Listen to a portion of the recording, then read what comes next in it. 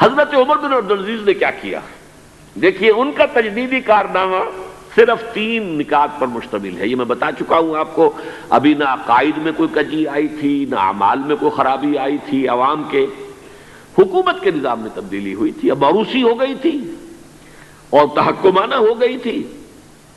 خلیفہ جو ہے وہ موروثی یا نامزد ہوتا تھا، اور یہ جاگیر بن گئی تھی اپنی ذاتی بیت المال.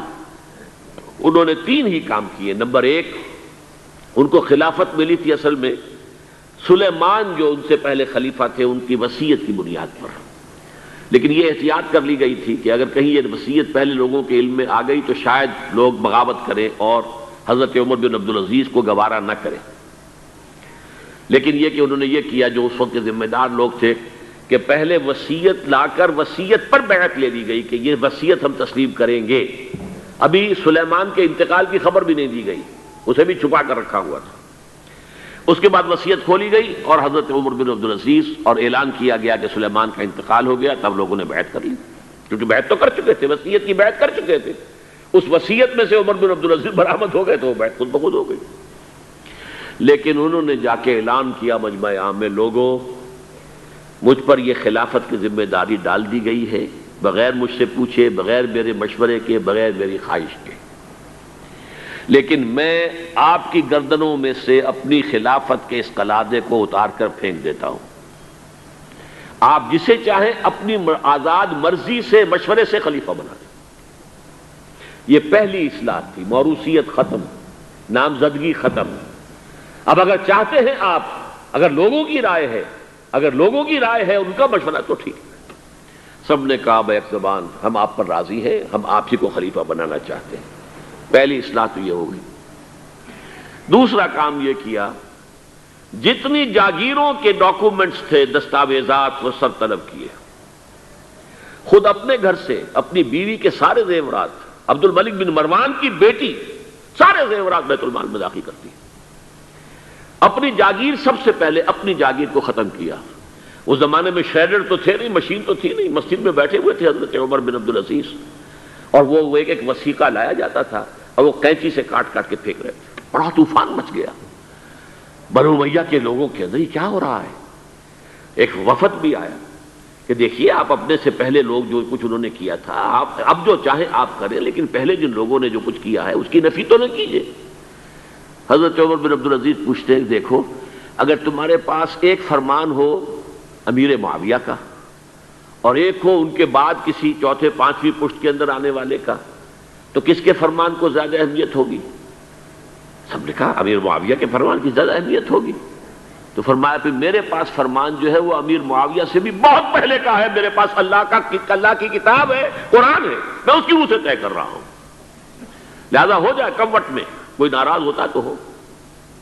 ساری جاگیریں ختم کر دی. نمبر 3، واقعہ یہ ہے کہ خود اپنی زندگی کے اندر جو عسرت اور جو تنگ دستی اور جو سادگی اختیار کی ہے، میں سمجھتا ہوں غالباً اس میں وہ حضرت ابوبکر، حضرت عمر کو بھی مات دے گئے ہیں رضی اللہ تعالیٰ عنہ. حالانکہ بڑے ہی ایک تو حسین اور جمیل انسان تھے، خوش شکل، خوش لباس، شہزادے تھے، گورنر بھی رہے تھے. پھر ان کے والد جو ہے طویل عرصے تک مصر کے گورنر تھے، وہاں ان کی پرورش ہوئی تھی گورنر کے بیٹے کی حیثیت سے. اعلیٰ لباس پہنتے تھے، خوشبو کے اندر اس طریقے سے بسا ہوا کہ جہاں سے گزر گئے ہیں پورا راستہ معطر ہو جاتا تھا.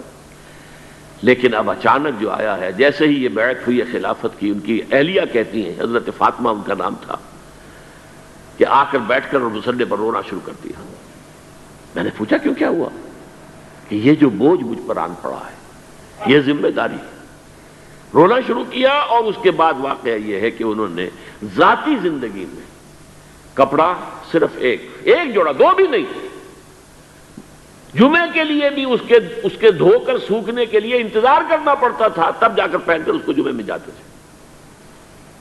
ایک دفعہ آئے ہیں، اپنی بچیوں سے گفتگو کر رہے تھے، تو بچیوں کو دیکھا عجیب حال ہے کہ وہ جو بھی بات کرتی ہیں پھر اپنے منہ پر ہاتھ بھی رکھ لیتی.